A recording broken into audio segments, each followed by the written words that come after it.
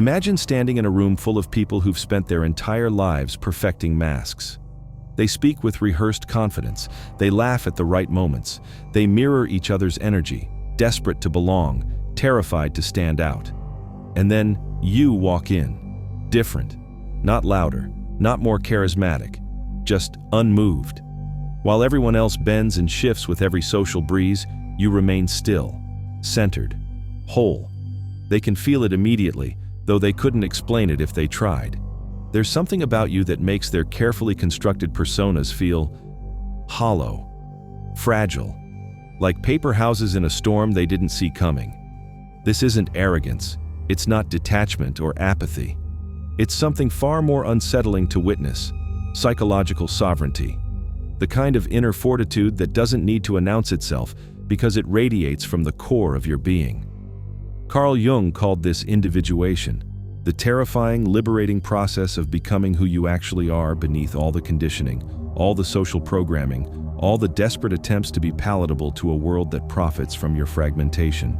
But here's the contradiction that will haunt you.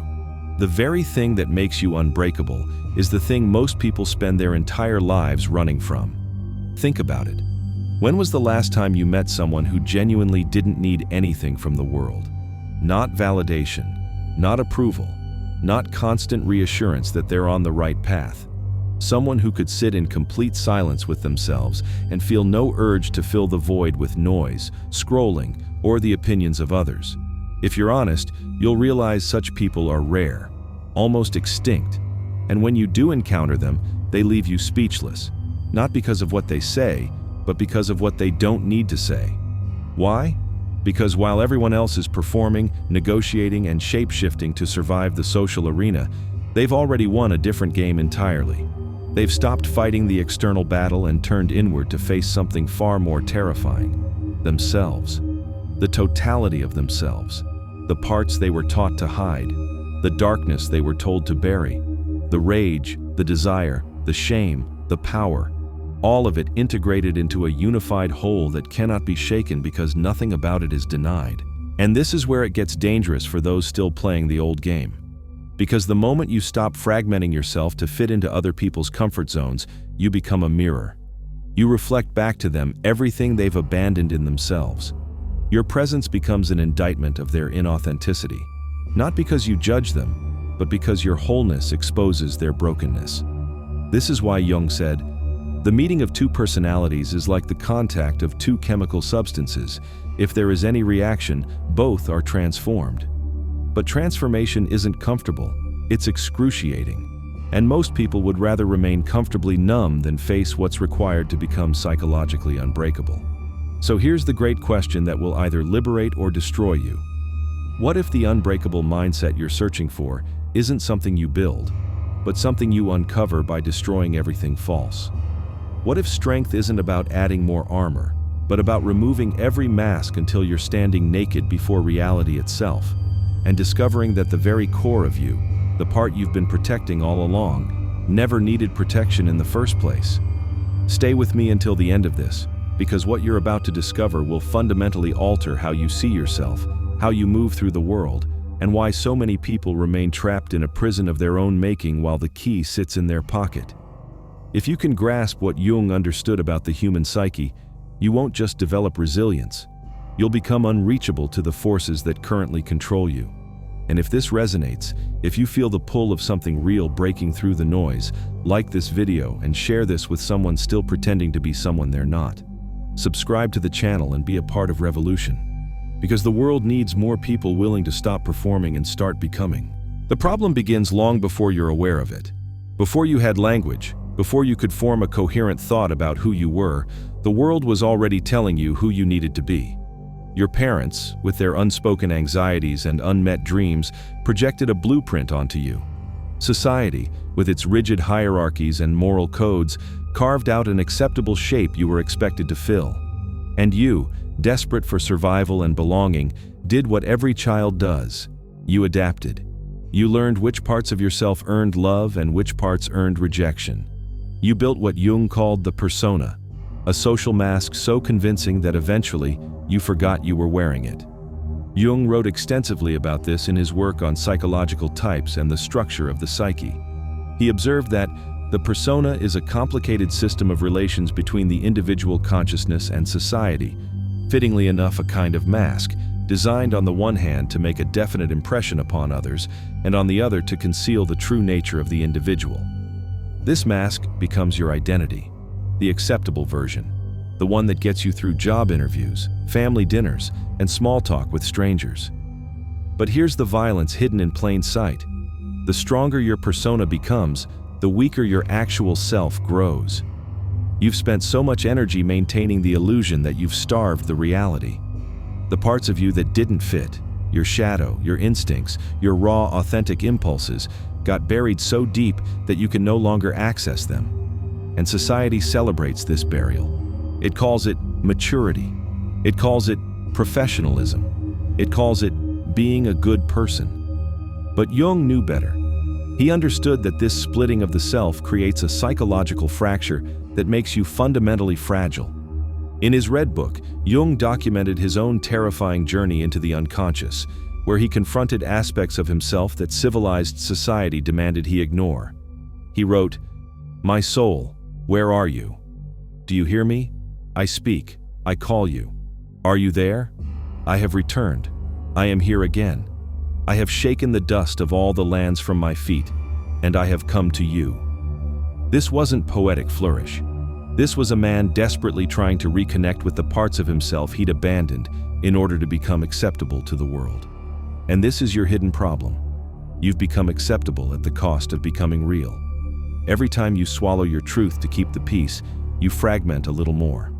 Every time you perform enthusiasm you don't feel, agree with opinions you don't hold, or present a version of yourself calibrated for approval, you're deepening the split. You're teaching your psyche that authenticity is dangerous and performance is survival. Over years and decades, this creates what Jung called a loss of soul, a disconnection so profound that you eventually have no idea who you actually are beneath all the adaptive strategies. The philosopher Nietzsche, whom Jung studied deeply, understood this trap.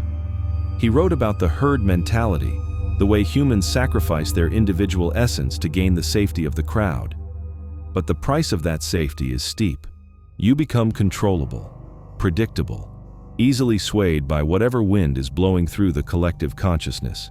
You lose the capacity for independent thought, genuine conviction, and psychological resilience because you've outsourced your identity to external validation. Jung observed that people will do anything, no matter how absurd, to avoid facing their own souls. Think about what that means.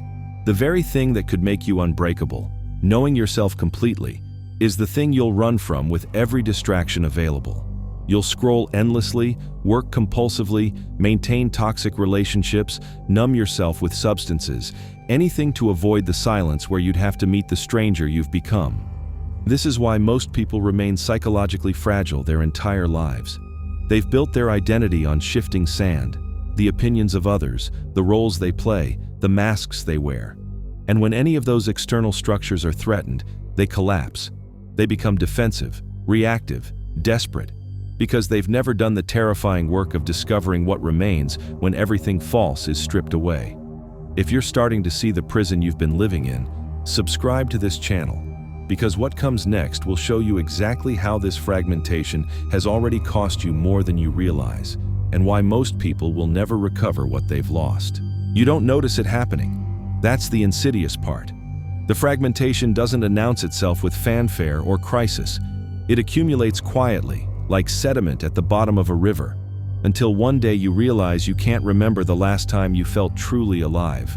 Not entertained, not distracted, not pleasantly numb, but genuinely, viscerally present in your own existence. The first thing you lose is decisiveness. When you've spent years outsourcing your sense of self to external validation, you lose the internal compass that tells you what you actually want. Every decision becomes a calculation. What will people think? What's the safe choice? What keeps me in everyone's good graces? Jung observed this paralysis in his patients repeatedly. He noted that the foundation of all mental illness is the unwillingness to experience legitimate suffering. But he could have added, The foundation of all psychological fragility is the inability to know what you genuinely want because you've spent a lifetime asking everyone else first. You become a reactor instead of an actor. Your emotional states are hostage to external circumstances. Someone criticizes you, and your entire day collapses. Someone praises you, and suddenly you feel worthy. Your sense of stability is built on the most unstable foundation imaginable: other people's perceptions. This is why you're so easily manipulated. Advertisers know it, politicians know it. Anyone with an agenda can pull your strings because you've handed them the controls to your inner state. The second loss is more subtle but equally devastating: depth. When you're constantly managing impressions and maintaining masks, you can't afford to go deep into anything. Not relationships, not ideas, not experiences. Everything stays surface level because depth requires vulnerability, and vulnerability requires knowing who you are beneath the performance. Jung wrote that loneliness does not come from having no people about one, but from being unable to communicate the things that seem important to oneself. You're surrounded by people but profoundly alone because the real you, the uncensored, unedited version, never makes an appearance. You've trained yourself to believe that person isn't acceptable, so you keep them locked away, and with them, your capacity for genuine connection. Your relationships become transactional performances. Two personas negotiating, two masks having a conversation while the actual humans suffocate beneath them. You wonder why intimacy feels impossible, why you can feel lonely in a room full of friends, why no one really sees you. But how could they?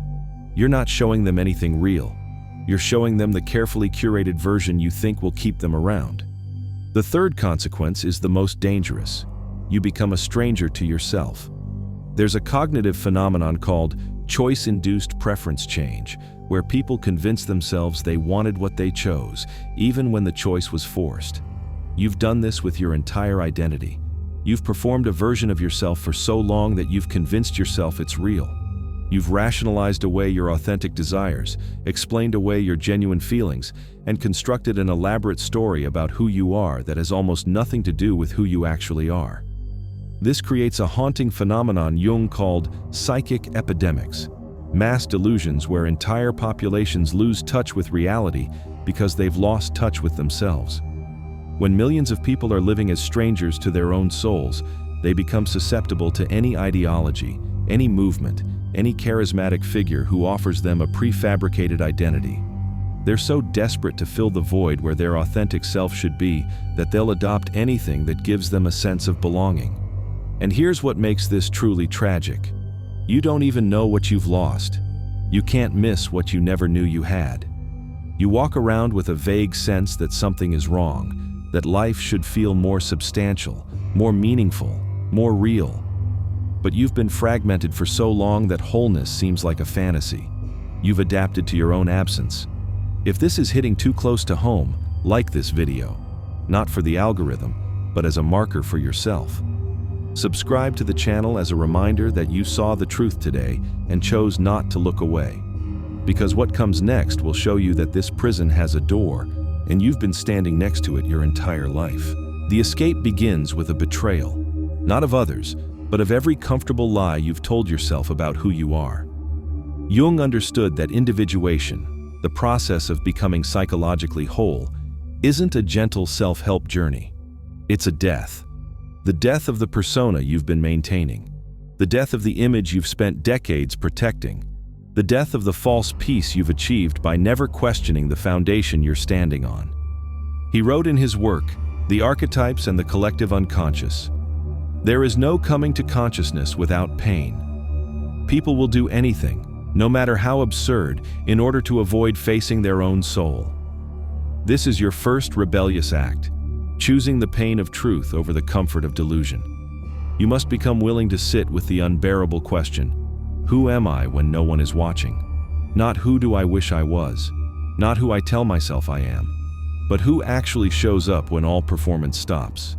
This requires what Jung called shadow work, the deliberate excavation of everything you've buried, your rage, your selfishness, your jealousy, your desires that don't fit the narrative of the good person you've constructed.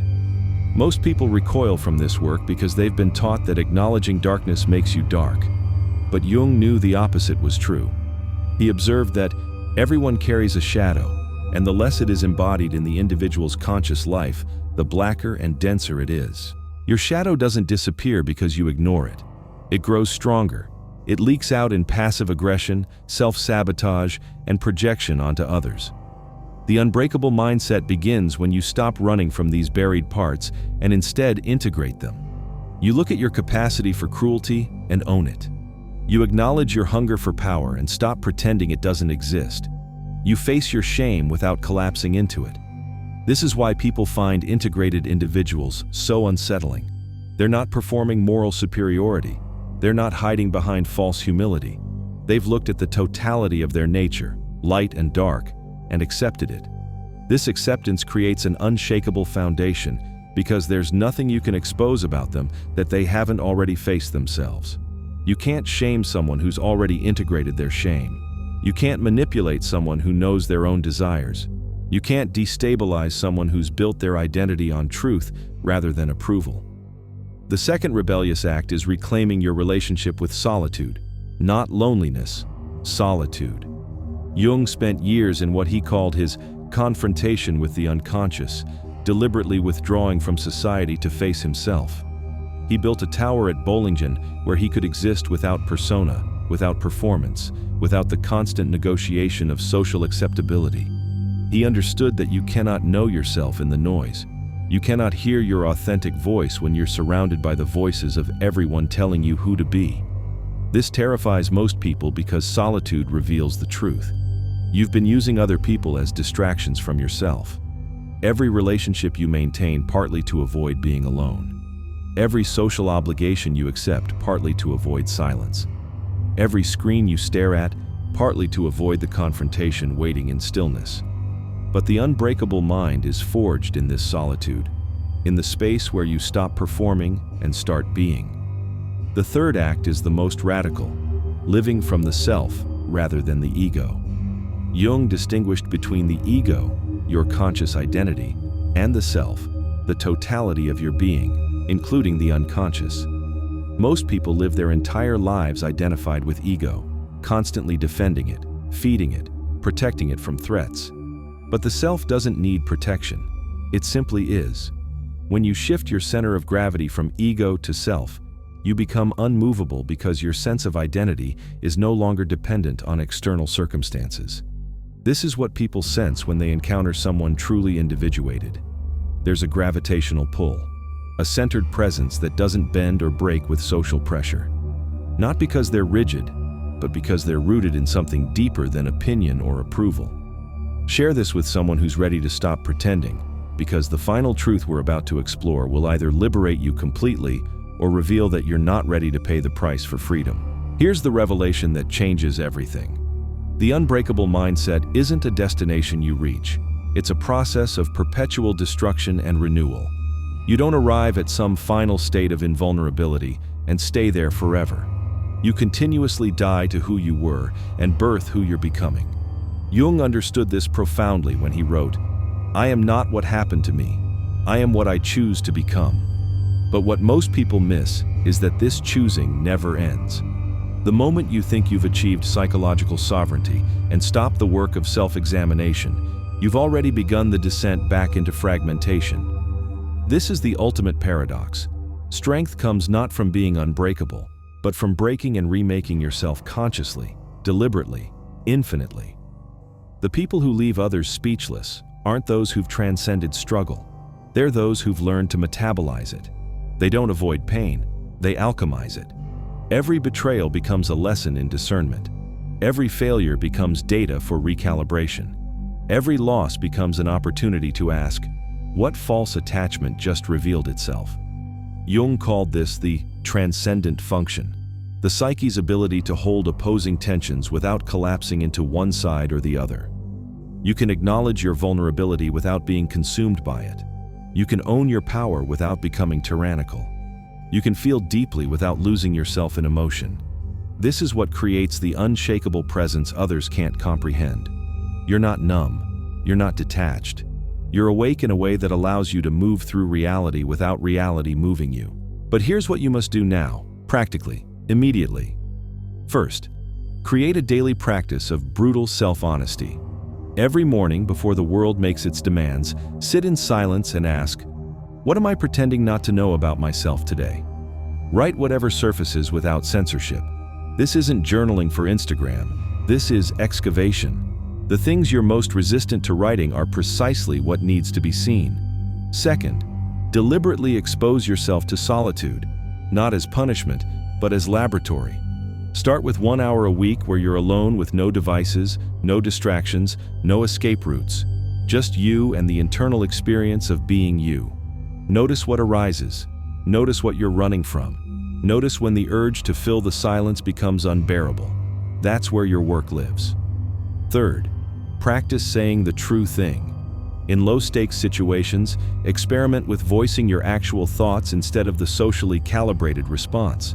Not to be contrarian or provocative, but to reclaim your voice. Start small. Actually, I don't enjoy that. Honestly, I disagree. I need to think about that before answering. Watch what happens when you stop performing agreement you don't feel. Fourth, befriend your shadow. When you notice yourself judging someone harshly, ask, what part of myself am I seeing in them that I've refused to own? Every strong reaction is a projection.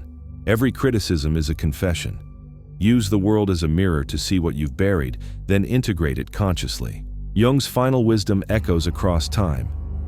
Your visions will become clear only when you can look into your own heart. Who looks outside, dreams. Who looks inside, awakes. The unbreakable mindset that leaves others speechless isn't about becoming harder, colder, or more defended. It's about becoming so whole that nothing external can fragment you because you've already faced everything internal.